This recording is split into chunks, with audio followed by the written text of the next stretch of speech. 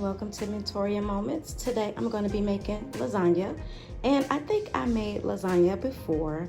The reason I'm going to make it again is because the first time when I made it, my video quality was so bad.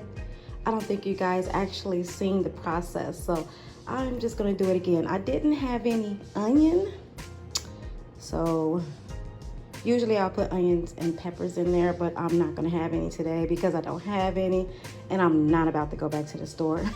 I done been there twice and still forgot. So let's get started. So while my hamburger is frying, I'm gonna go ahead and combine my ricotta cheese along with the cheese that I chose. Of course, I got the 3 cheese. I'm gonna add that. And I got the provolone mozzarella cheese. I'm gonna add some of that.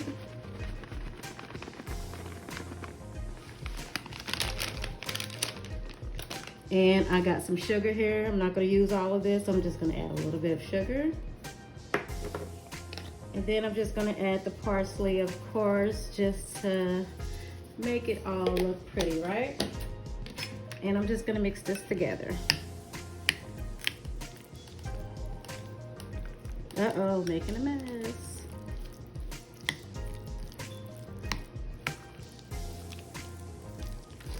You don't want to add all your sugar all in at once, because if it's not sweet enough, you can add more sugar. But if it's too sweet, then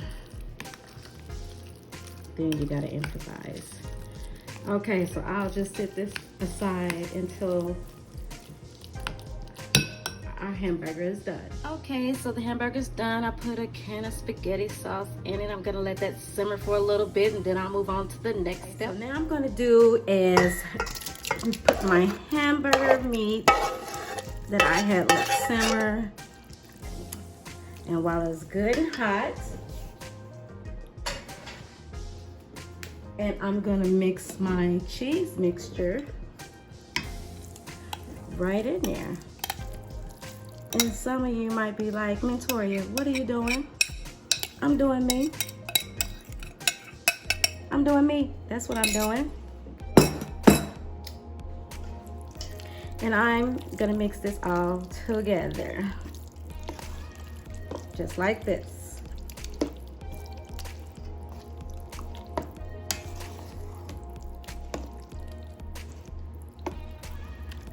It smells so good. And it's one less layer I have to worry about. And you know, my family is not a real big fan of the ricotta cheese. This is how I camouflage it a little bit. Okay. So let me pull this back in front. And I'm gonna start layering this pan. Sorry for the shadows, guys. It's just that time of day.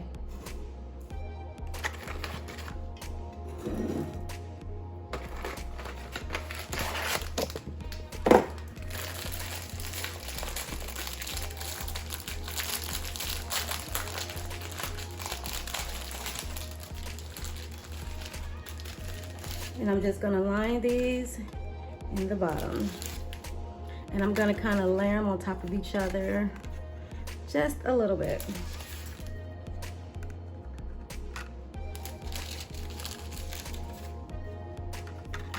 Okay.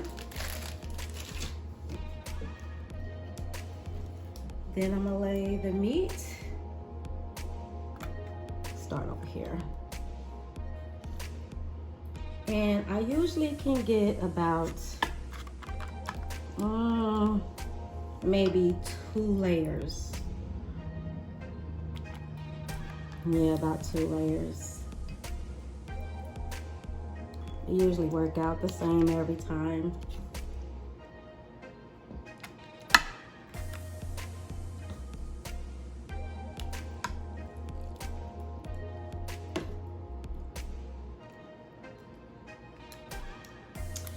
One layer, I'm going to do my provolone and mozzarella cheese. It's kind of thick.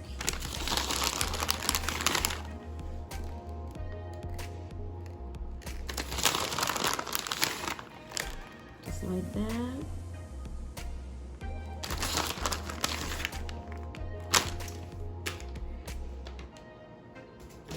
Then I'll go in with another layer.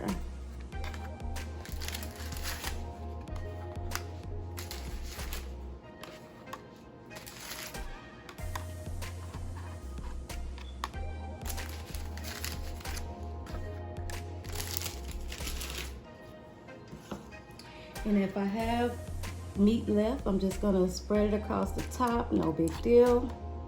It's not gonna hurt anything.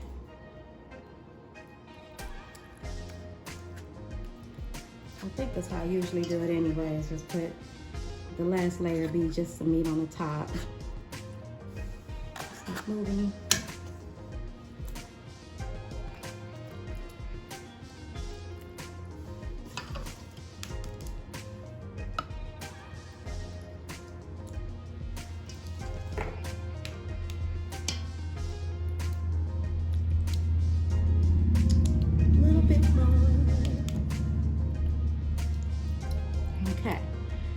And you know what?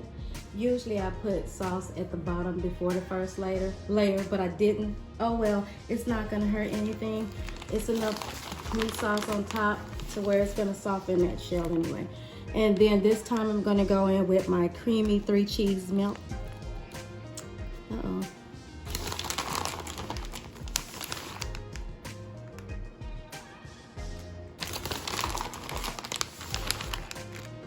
And like I said, I normally do use peppers and onions, but I've been ripping and running in and out the stores all day. I just did not want to go back to the store again. I did not.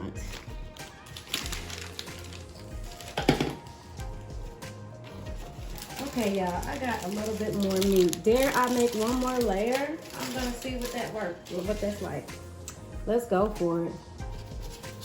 I don't know what this is gonna, I don't got that much meat, but let's see what one more layer is like.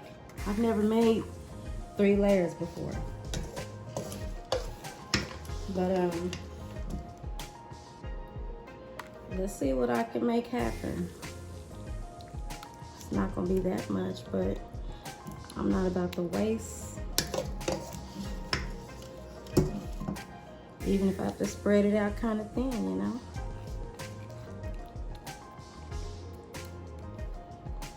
Mix it up with some cheese to make it look pretty. I don't care.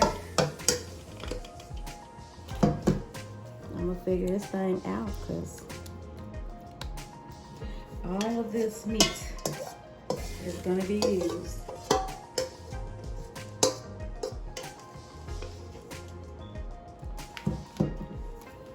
Okay, let's see. Put some of that around like that. Bear with me, y'all. No meat shall be left behind.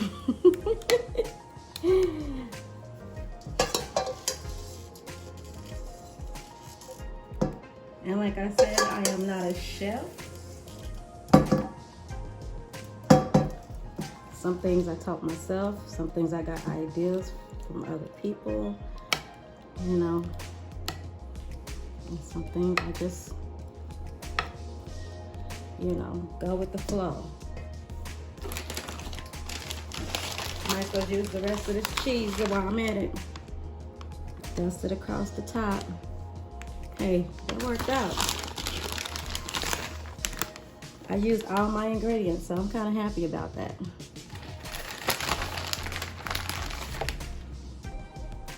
Not too shabby. Go ahead and put some parsley on top. Y'all know I'll put that parsley on there in a minute, right? I'm gonna throw this in the oven for about 30 to 40 minutes or until I feel like it's ready. And I'll let you know exactly how long, but I'm gonna put it on 350. I'm gonna start out with 30 minutes.